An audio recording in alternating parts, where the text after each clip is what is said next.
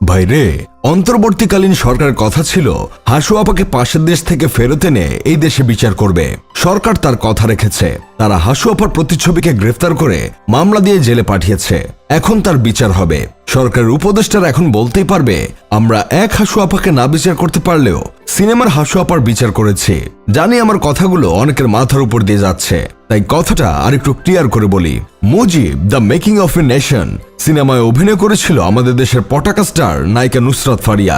তিনি সেই সিনেমায় বঙ্গবন্ধু কন্যা শেখ হাসিনা চরিত্রে অভিনয় করেছিলেন। সেই সময় তিনি সাবেক সরকারকে তেল মারতে গিয়ে বলেছিলেন, এদেশের প্রত্যেকটা মেয়ের মধ্যেই একটা করে হাসিনা আছে। সেই থেকেই তিনি বিভিন্নভাবে ট্রলের শিকার হন। সরকার পতন হওয়ার পর তো জানা যায় তিনি পলক ভাইয়ের মন খারাপের সঙ্গী ছিলেন। এখন আবার মাঝে মাঝে শুনি কারাগারে আমাদের স্যাটেলাইট বিজ্ঞানী পলক ভাইয়ের মন খারাপ থাকে। এই জন্যই আমাদের পটাকা স্টার ফারিয়াকে ধরে কারাগারে পাঠানো হলো নাকি। এসব দেখে কেউ বলতেছে আজকে কোনো উপদেষ্টার বউ নয় বলে পটাকা স্টার ফারিয়া বৈষম্যের শিকার হলো। আবার কেউ বলতেছে এতজন এত চাটাচাটি করে সরকারের পক্ষ নিয়ে মাঠে নামার পরেও একজন মঞ্চে উঠে পুরস্কার গ্রহণ করছে, আর শুধুমাত্র একটা চরিত্র অভিনয় করেই আরেকজন গ্রেফতার হয়ে গেছে। আন্দোলন করলো বৈষম্য বিরোধী, কিন্তু এখনো সেই বৈষম্যের শেষ নাই। এগুলো দেখে তো অভিনেতা খায়রুল বাশার বলেছে উনি অভিনেত্রী, উনার কাজ অভিনয় করা। কোনো গল্পে যে চরিত্রটা পাবেন সে চরিত্রের যথাযথ প্রকাশ সে করবেন, এই উনার কাজ। আমার ধারণা উনি রাজনীতি সচেতন না, এবং উনি কোনো রাজনীতি করেনও না। এমনকি বিটিভিতে গিয়ে মায়া কান্নাও করেন নাই।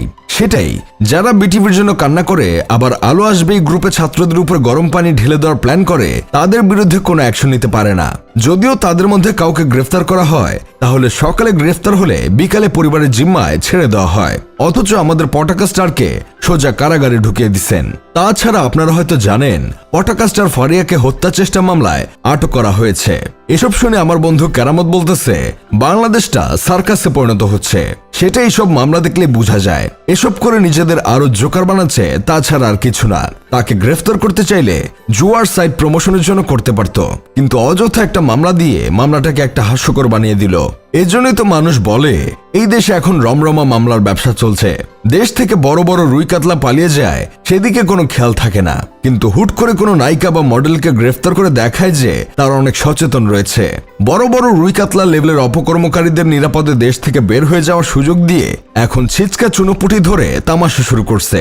জনগণ এইসব তামাশা দেখতে আপনাদের পাশে ছিল না। আমি শুধু চিন্তা করছি মানুষের মাথায় ঠিক কতটা বুদ্ধি থাকলে এই অভিনেত্রীকে এমন একটা মামলা দিতে পারে। অন্যদিকে আরেকজন সেলিব্রিটি জুলাইয়ের আন্দোলনের সময় সরকারের পক্ষে ক্যাম্পেইন করার জন্য বিভিন্ন ক্রিয়েটরদের ফোর্স করছিল। এই অভিযোগ আসার পরেও সে ঠিকই বাইরে ঘুরে বেড়াচ্ছে। এগুলো সত্যিই হাস্যকর। যাই হোক, শেষমেশ আমি গোলাম হোসেন একটা কাজের কথা কই। পটাকা স্টার নুসরাত ফারিয়া তো একবার বলছিল আগের সরকার ডাকছিল তখন গিয়েছিলাম, এবারে সরকারে কেউ ডাকলেও যাব। এমন কথা বলার পরেও তাকে এভাবে গ্রেফতার করাটা কি ঠিক হয়েছে?